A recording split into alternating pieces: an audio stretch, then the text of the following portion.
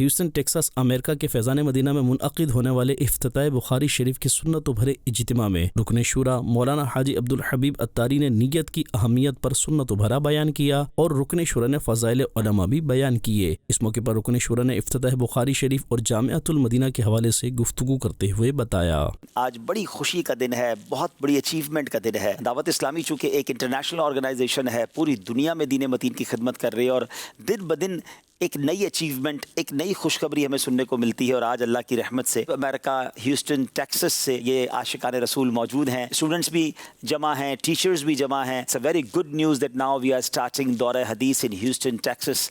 It's amazing achievement of Dawat Islami. الحمدللہ right now 1314 Jamiatul المدینہ and the students all together for Islamic brothers and Islamic sisters is 110,000 approximately, and we have about more than 11,800 staff members. Till now more than 18,700 students completed their dars-e-nizami. Jamiat al-Madina not only in Pakistan, Jamiat al-Madina کی جو branches ہیں 17 countries میں موجود ہیں۔ جامعۃ المدینہ میں تقریباً 11 مختلف زبانوں میں درس نظامی کروایا جاتا ہے۔ پاکستان کے علاوہ 7 ملکوں میں دور حدیث تک کلاسز پہنچ چکی ہیں اور ان میں سے ایک آج امریکہ بھی شامل ہے۔ وارث الانبیاء کہا گیا علماء کو، اور علم انبیاء کی میراث کہی گئی۔ اور سبحان اللہ، عالم جو ہے جیسے فرمایا گیا کہ قیامت کے دن روک لیا جائے گا علماء کو کہ رکو، جنت میں جب لوگ جا رہے ہوں گے نا، کہا جائے گا اور لوگوں کی بھی جو ہے وہ شفاعت کی جائے۔ علماء کے والدین کو عزت کا تاج اور عزت کا لباس پہنایا جائے گا۔ تو یہ تو کمال کا کام آپ کر رہے ہیں، اور میں یقین کریں میں تمام امریکہ کے ذمہ داران کو بھی، خاص طور پہ ہیوسٹن کے ذمہ داران کو دل کی گہرائیوں سے مبارکباد دوں گا۔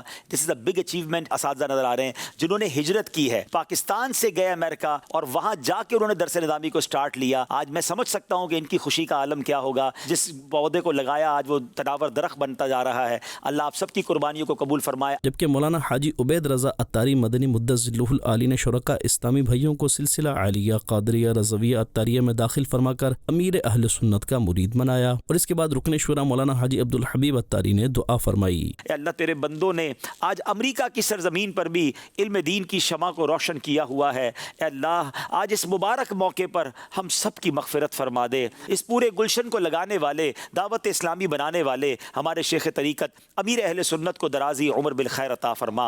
افتتاح بخاری کا واسطہ ہماری مشکلیں آسان کر دے، ہماری پریشانیاں دور کر دے، ہماری بے قراریوں کو قرار میں بدل دے۔ اختتام پر صلاۃ و سلام پڑھا گیا۔ یا رسول اللہ سلام علیک، یا حبیب اللہ سلام علیک۔ اور پھر جانشین امیر اہل سنت کی دعا پر اس پروگرام کا اختتام ہوا۔